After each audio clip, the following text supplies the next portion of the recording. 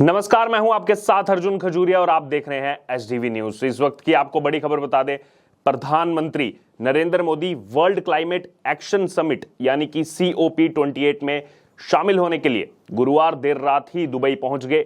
उनके दुबई पहुंचने पर भारतीय समुदाय में खासा उत्साह नजर आया और इस दौरान भारत माता की जय और वंदे मातरम के नारे जो है वो लगातार वहां पर गूंजते रहे। प्रधानमंत्री नरेंद्र मोदी ने भी सोशल मीडिया प्लेटफॉर्म एक्स पर बताया कि COP28 समिट में हिस्सा लेने के लिए दुबई पहुंच गया हूं और एक बेहतर ग्रह यानी कि पृथ्वी बनाने के लिए इस समिट में भाग लेने को लेकर आशान्वित हूं। उन्होंने कहा कि दुबई में भारतीय समुदाय के गर्मजोशी से भरे स्वागत से भावुक हूं। उनका सहयोग और उत्साह हमारे वाइब्रेंट कल्चर और मजबूत संबंधों का गवाह है। वहीं विदेश मंत्रालय के प्रवक्ता अरिंदम बागची ने सोशल मीडिया प्लेटफॉर्म एक्स पर बताया कि प्रधानमंत्री नरेंद्र मोदी COP28 समिट के लिए UAE पहुंच गए हैं।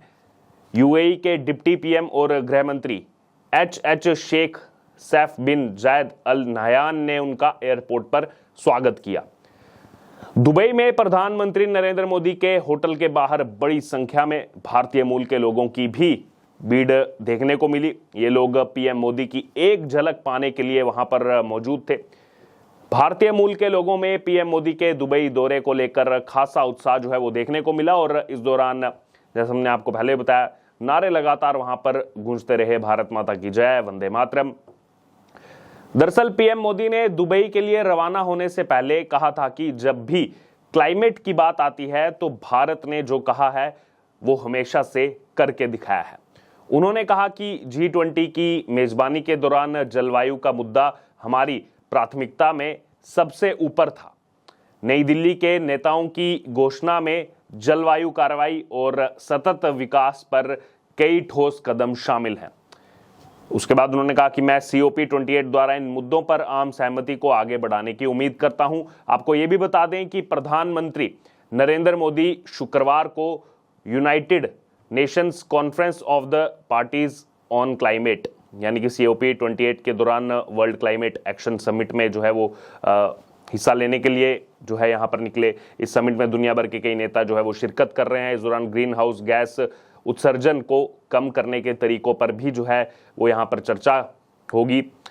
वहीं अगर बात करें तो UNFCCC के 198 देश जो हैं वो सदस्य हैं। दुबई में होने जा रही समिट में 160 वैश्विक नेताओं के शामिल होने की उम्मीद की जा रही है। माना जा रहा है कि राष्ट्रों के बीच सहयोग से ही इससे निपटा जा सकता है, इसका निपटारा किया जा सकता है। तमाम देशों के राष्ट्राध्यक्षों के अलावा इस समिट में बिजनेस लीडर, युवा जलवायु वैज्ञानिक, पत्रकार, स्थानीय लोग और अन्य कई जो विशेषज्ञ हैं वो वहां पर शामिल होंगे। कुल 70,000 लोग ये शामिल होने वाले हैं। क्या है COP28? आप कब से सुन रहे हैं COP28? उसके बारे में बता दूं। संयुक्त राष्ट्र की जलवायु के मुद्दे पर दरअसल ये 28वीं बैठक है और इसमें COP का मतलब कॉन्फ्रेंस ऑफ पार्टीज है। इस समय COP में 192 पार्टीज हैं। COP की पहली बैठक मार्च 1995 में बर्लिन में हुई थी।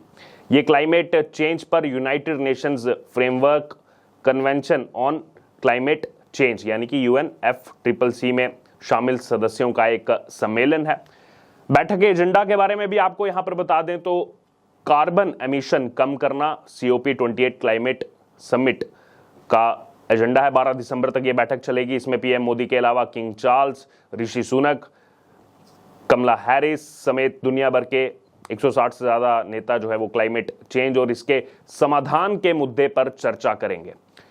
पिछले कुछ सालों में क्लाइमेट चेंज पूरी दुनिया के लिए एक बहुत बड़ी चुनौती बनकर उभरा है। आप सब जो है वो इससे भलीभांति जो है वो जागरूक हैं। इस बैठक का फोकस जो है वो फॉसिल फ्यूल और कार्बन एमिशन पर लगाम लगाना भी है।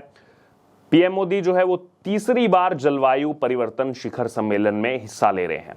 इससे पहले प्रधानमंत्री नरेंद्र मोदी ने 2021 में ग्लासगो में हुए COP26 सम्मेलन में हिस्सा लिया था। तब उन्होंने क्लाइमेट चेंज से निपटने के लिए पंचामृत नीति और mission lifestyle for environment LIFE की घोषणा की थी।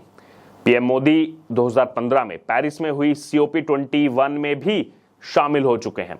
उस दौरान 190 से ज्यादा देशों ने पेरिस समझौते पर सहमति जताई थी।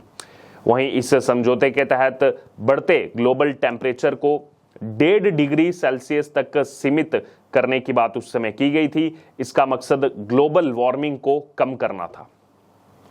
बहरहाल अब COP 28 की बात की है तो अब COP 28 में तय किया जाएगा कि किस देश को कितना मुआवजा और किस आधार पर मिलेगा, कौन कौन से देश मुआवजा देंगे, इसका फैसला भी जो है इस बैठक के दौरान किया जाएगा। वहीं PM बनने के बाद नरेंद्र मोदी का एक छठा UAE का दौरा है। पहले कार्यकाल में वो अगस्त 2015 में UAE गए थे। उन्होंने 2018 और 2019 में भी UAE का दौरा किया है। 2019 में UAE सरकार ने मोदी को देश के सर्वोच्च नागरिक सम्मान ऑर्डर ऑफ जायद से नवाजा था। इसके बाद मोदी जून 2022 और जुलाई 2023 में भी दुबई जा चुके हैं। वहीं रूस के राष्ट्रपति व्लादिमीर पुतिन, ब्रिटेन की महारानी क्वीन एलिजाबेथ और चीन के राष्ट्रपति शी जिनपिंग को भी इस सम्मान से नवाजा जा चुका है, जो PM मोदी को मिला है। और UAE में करीब अगर बात की जाए तो 33 लाख भारतीय वहां पर रहते हैं। ये देश की कुल जनसंख्या का 30% है और भारतीयों की तादाद यहां पर किसी भी दूसरे देश की तुलना में सबसे ज्यादा है। वहीं अगर बात की जाए तो रूस, सऊदी अरब और इराक के बाद UAE जो है वो भारत का चौथा सबसे बड़ा तेल आपूर्ति करता है।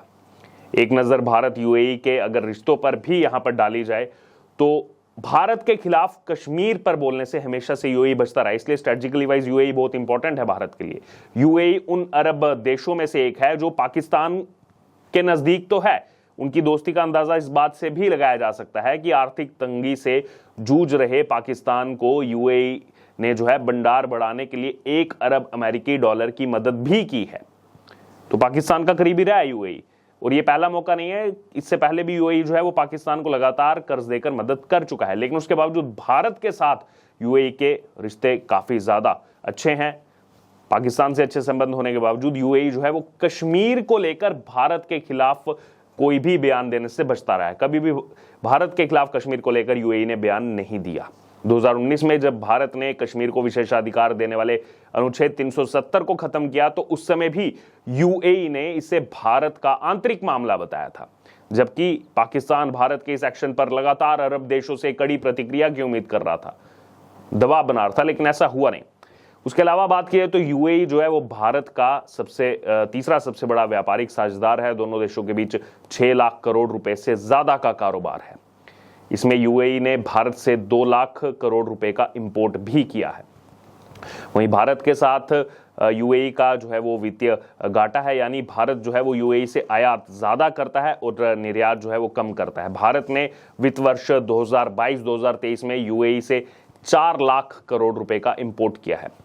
भारत ने UAE के साथ एक ट्रेड पैक्ट पर भी जो है यहाँ पर साइन किया हुआ है। बहरहाल ये सभी जानकारी आपको देना इसलिए आवश्यक था क्योंकि PM मोदी का दुबई दौरा जो है वो इस समय चल रहा है और लगातार कुछ ऐसे दल हैं, कुछ ऐसे अपोजिशन के नेता हैं जो बार बार प्रधानमंत्री नरेंद्र मोदी के विदेशी दौरे पर सवाल उठाते रहते हैं कि बार बार जो है विदेश ही जाते रहते हैं। लेकिन इसी बीच अगर बात की जाए तो यहाँ पर स्ट्रेटजिकली वाइज कितना इंपॉर्टेंट है जाकर के इस क्लाइमेट समिट में जो एक बड़ी भूमिका जो भारत की रहने वाली है उसमें PM मोदी जो है वो शामिल होने के लिए पहुंच गए हैं दुबई में। और माना जा रहा है कि बढ़ती ग्लोबल वार्मिंग को कम करना, कार्बन एमिशन को यहाँ पर खत्म करना, ये जो अहम मुद्दे इस बार इस बैठक में रहने वाले हैं। इसमें भारत की भूमिका भी बहुत ज्यादा अहम है। बहरहाल अब इस पूरी खबर पर आपकी क्या राय है, आपकी क्या प्रतिक्रिया, आप जरूर हमारे साथ कमेंट बॉक्स में शेयर करो। इससे जुड़े तमाम अपडेट के लिए बने रहे SDV न्यूज के साथ।